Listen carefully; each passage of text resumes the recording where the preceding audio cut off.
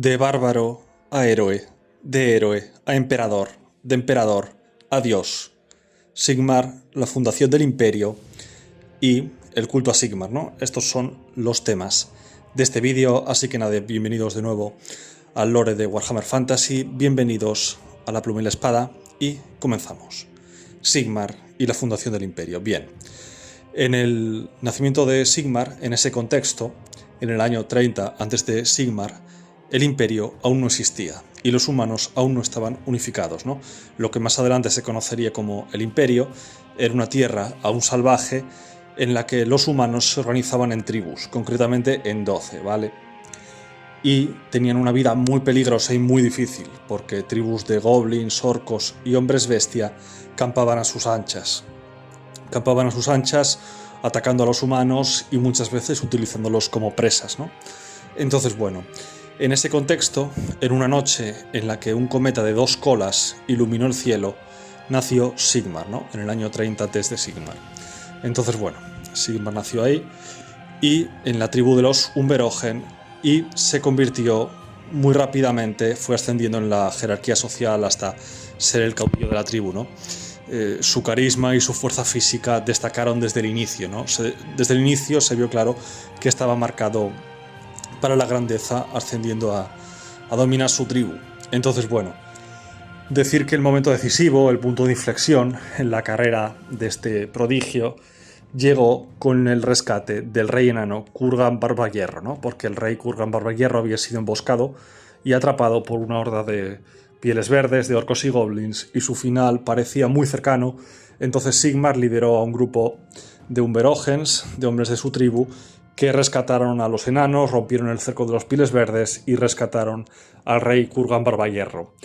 Y este fue el momento decisivo porque un enano nunca olvida un favor, del mismo modo que nunca olvida una afrenta. Entonces se forjaría la amistad inquebrantable, el vínculo inquebrantable entre humanos y enanos, ¿no? En agradecimiento, Kurgan Barbahierro mandó que le forjaran a Sigmar un arma más poderosa que cualquiera que existiera en todo el mundo, ¿no? En toda la tierra, reunió a los mejores herreros rúnicos de la raza enana y se forjó el martillo Gal-Maraz, que a partir de ese momento Sigmar empuñaría, ¿no? Este martillo era un poderoso símbolo de la unión, de la amistad entre humanos y enanos, y también era un arma mágica de un poder gigantesco. Entonces, con ese martillo y con la alianza de los enanos, pues la alianza de los enanos y de los Unberógenos, la tribu de Sigmar fue unificando a todas las tribus en una sola nación, a las 12 tribus humanas en una sola nación, y fue expulsando a todos los monstruos, orcos, goblins y hombres bestia de la tierra que a día de hoy es el imperio, ¿no? Entonces, bueno, pero la batalla decisiva contra los orcos, contra los pieles verdes, se libraría un poco más adelante, porque los orcos y goblins volverían a intentar recuperar ese territorio, volverían a entrar, ¿no? Y desde las tierras yermas se reunió una descomunal horda de orcos y goblins bajo el mando de un poderosísimo caudillo, cuyo nombre no ha trascendido, pero que era bastante poderoso, que había unido a muchísimas tribus de pieles verdes y querían volver a entrar, ¿no? Entonces los humanos y los enanos les presentaron batalla en el estrecho paso del Fuego Negro, donde los pieles verdes no podían aprovechar del todo su superioridad numérica. Y bueno, esa fue la batalla decisiva en la que Sigmar venció al caudillo orco en combate singular, aplastándole el cráneo con su martillo, ¿no? Con Gal-Maraz. Y los orcos fueron definitivamente expulsados de vuelta a las montañas del fin del mundo y a las tierras yermas. Entonces esa fue la fundación del imperio y ya Sigmar empezó a gobernar. Gobernó supuestamente según la tradición durante 50 años y gobernó con justicia, ¿no?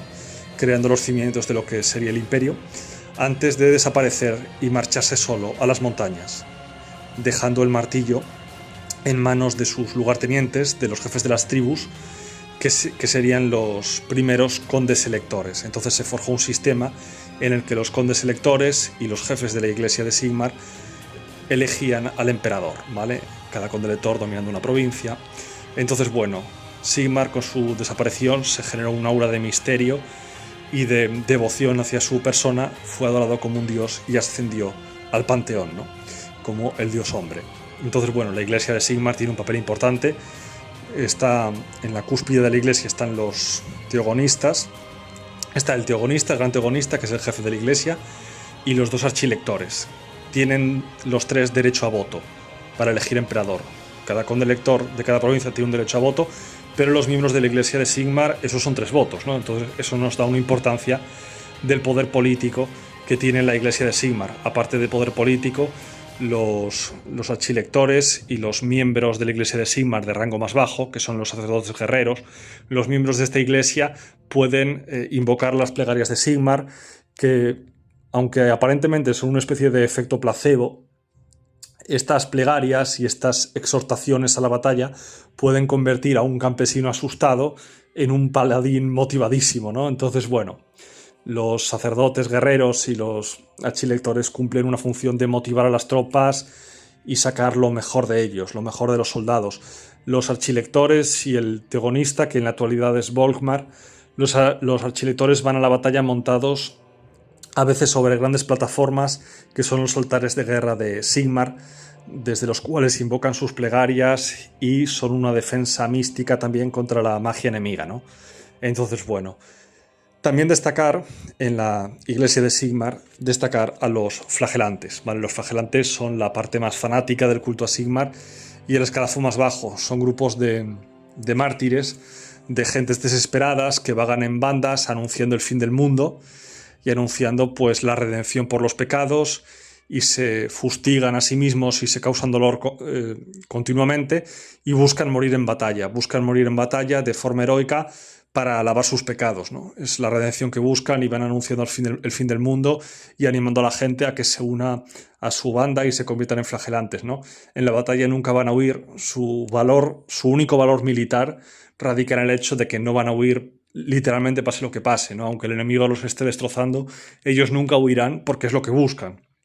Entonces, bueno, ese es un poco el valor militar que tienen, básicamente, en que buscan la muerte como mártires. Por último, destacar a la parte oscura del culto a Sigmar, que son los cazadores de brujas, ¿no? La Orden del Martillo de Plata, que son los que se encargan de la tarea oscura, de la tarea poco agradecida, poco heroica, de limpiar las amenazas internas, ¿no? Limpiar los cultos al caos que se puedan producir de forma interna en el imperio, acabar con los puntos de entrada de los Skaven, cultos vampíricos, etc. Combatir las amenazas internas. Van con estacas, con agua bendita, sí, munición mágica para acabar con seres tipo vampiros y así. Entonces, bueno, también acusan de herejía al que encuentran culpable. Su lema es que más vale que 100 inocentes tengan que morir a que uno solo se arrodille ante los poderes ruinosos, ¿no? Entonces tienen la política de el fin justifica los medios, y los cazadores de brujas son muy temidos y son la parte oscura, aunque necesaria, del culto a Sigmar, ¿no? Y desde entonces el imperio se ha mantenido con este sistema de condes electores, con sus más, con sus menos, con sus problemas, ¿no? Los continuos ataques de los pieles verdes, de los Skavens, del caos, por supuesto, incluso las guerras civiles entre condes electores, ese compendio de intrigas políticas y guerras civiles. Entonces, bueno, decir que el culto a Sigmar es claramente el mayoritario en el imperio, pero no es el único.